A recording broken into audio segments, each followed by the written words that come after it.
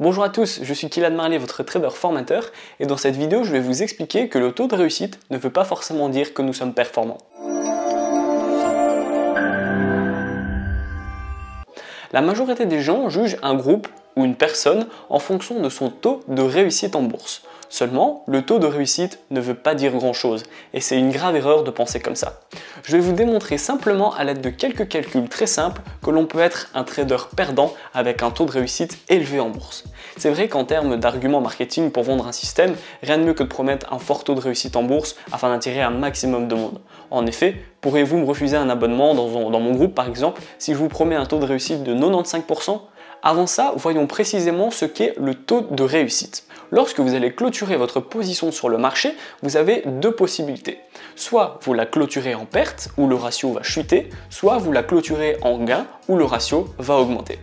Admettons que votre plan de trading, ou celui que je vous ai promis avec 95% de réussite par exemple, vous donne les paramètres suivants. Pour chacune de vos positions, si je gagne 100 € sur ma position, alors je coupe et je prends mes gains.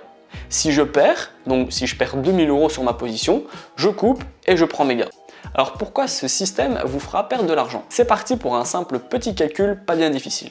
Calculons l'espérance de gain sur 100 positions en admettant 90% de réussite afin de faciliter le calcul. Je vais gagner 90 fois, avec un taux de réussite de 90%, 100 €.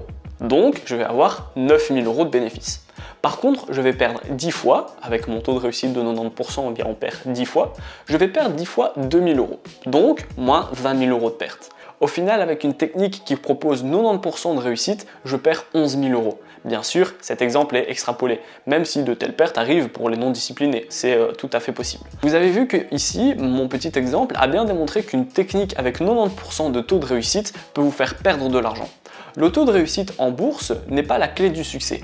Plutôt que de chercher à tout prix un fort taux de réussite en bourse, préférez plutôt dans la réflexion en essayer de connaître le ratio entre les gains et les pertes. De plus, faites toujours ce genre de calcul sur une série de 100 transactions minimum pour que l'échantillon soit représentatif afin de vraiment vous faire une idée claire et précise de votre taux de réussite en bourse.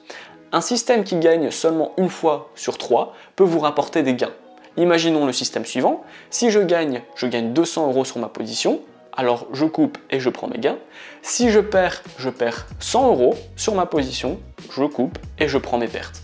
En testant mon système, je m'aperçois que j'ai un taux de réussite de seulement 35%. Je perds 2 fois sur 3, sur 100 positions. Par contre, quand je vais gagner 35 fois, donc à 35%, 200 €, donc plus 7000 € de bénéfices. Je vais perdre 65 fois 100 €, donc moins 6500 € de bénéfices. Au final, avec une technique qui perd très souvent, je finirai par gagner 500 € de plus-value, donc de gains. Et là, vous avez vu qu'avec mon petit exemple, je démontre que le taux de réussite n'est pas lié avec votre performance. Examinez donc plus en détail les gens qui vous font des promesses de gains un peu trop élevées avec des gros pourcentages de gains.